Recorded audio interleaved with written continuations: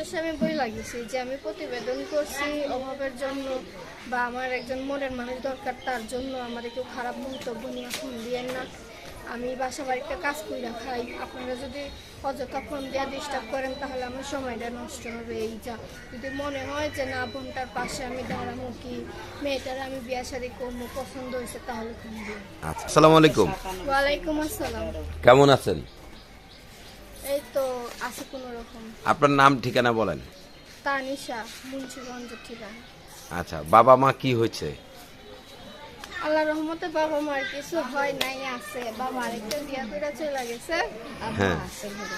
মা আছে ঘরে। আচ্ছা, এই যে বাবা মা কিছু হয়নি কিন্তু বাবা চলে তো বাবা আরেক জায়গায় বিয়ে করেছে, কারণটা কি একটু বলেন তো?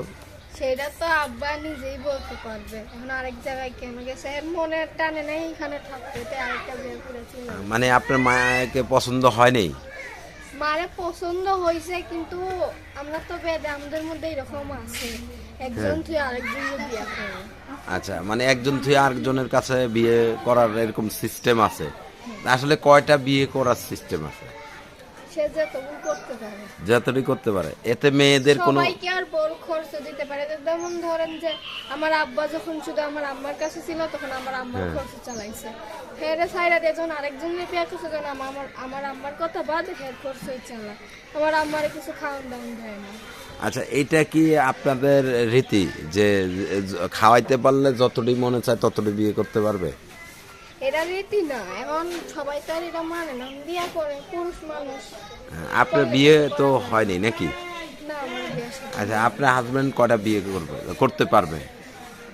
এটা কেউ বইলা দেয় না যে তুমি বিয়া করো, কেউ কোনো মেয়ে চায় না যে তার স্বামী নিজেরা রাইখা আরেকজনের কাছে যাক, কারণ কপাল দোষ এইটা হইয়া যায়। ও আচ্ছা, যেমন আমরা যতটুকু জানি যে গৃহস্থের মেয়েরা ছেলেরা যদি বিয়ে করে গৃহস্থের মেয়েদেরকে, আরেকটা বিয়ে করলে মামলা মোকদ্দমা অনেক কিছু করে একটু।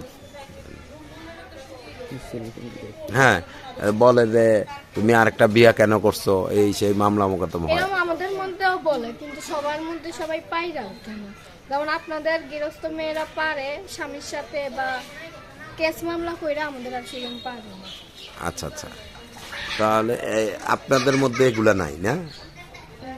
আচ্ছা আছে, এখন সবাই করে না এরকম ঝামেলা খা। আচ্ছা, তো আসলে আপনি গৃহস্থের ছেলের বউ হতে চান না আপনাদের? আমার কপালে যা আছে তাই। আমি এখন আইছি প্রতিবেদনের সামনে একজন মনের মানুষের জন্য। তো আসলে ভালো মনের মানুষ মানে আপনাদের মধ্যে চাচ্ছেন না গৃহস্থের চাচ্ছেন? কপাল ভালো হইলে আমাদের মধ্যেও মনের মানুষ আছে ভালো। সবাই কিন্তু আবার বউরে থুয়া থুয়া বিয়ে করে না, আবার কিছু ভালো আছে। আচ্ছা, কারণ আমার কপালে যা থাকবো এইটাই, মানে যেরকমই থাকে। আমি চাইতেছি গৃহস্থ ছেলে। আচ্ছা, গৃহস্থের ছেলেরা কি ভালো নাকি? ভালো খারাপ জানি না, কিন্তু এখন এটা আমার মন বলতেছে যে এখন আমি বিয়া বসলে আমাদের তো সবাই দেখি কে কেমন কিনে, কারণ গৃহস্থ ছেলেদের কাছে বিয়া বসার ইচ্ছে। আচ্ছা, এটাই। তো আপুর নাম যেন কি? তানিশা। তানিশা। তানিশা আপুর সাথে যোগাযোগের কোনো ব্যবস্থা আছে? হ্যাঁ আছে, ফোন আছে। ফোন আছে। আচ্ছা, তো এই যে ফোন নাম্বার দিবেন, অনেক মানুষ কিন্তু আপনাকে ডিস্টার্ব করবে, জেনে শুনে দিতে চাচ্ছেন? জেনে শুনে দিতে যাচ্ছি, কিন্তু আমি আশা নিয়ে দিতেছি না যে আমার যে এসে ডিস্টার্ব করুক। আমি অভাবে কইরা প্রতিবেদনের সামনে আইছি যে আমার দেখা পছন্দ হয়, বিয়া শাদী করার মন থাকে, তাহলে ফোন দিবেন নাম্বার, এছাড়া আমার কেউ বিরক্ত করি না। আচ্ছা, নাম্বারটা কি আপনি কারণ আমি বলতে নিজে পারেন? কাজ কাম কইরা খাই। নাম্বার বলতে পারেন? পারি। বলেন একটু, আপনার নাম্বারটা বলেন। দর্শক, আপনারা শুনলেন এই বোনের কথা। যদি ভালো লাগে তাহলে আপনারা তার সাথে সরাসরি যোগাযোগ করতে পারবেন তার ফোন নাম্বারে। আর ইউটিউব কর্তৃপক্ষ বিয়ে শাদী এই ধরনের কোনো দায় দায়িত্ব নেয় না। আপনারা আপনাদের মতো করে ভালো করে যাচাই করে তারপর বিয়ে শাদীর আবদ্ধ হবেন। সকলে সেই পর্যন্ত ভালো থাকবেন, সুস্থ থাকবেন। আল্লাহ হাফেজ, আসসালামু আলাইকুম।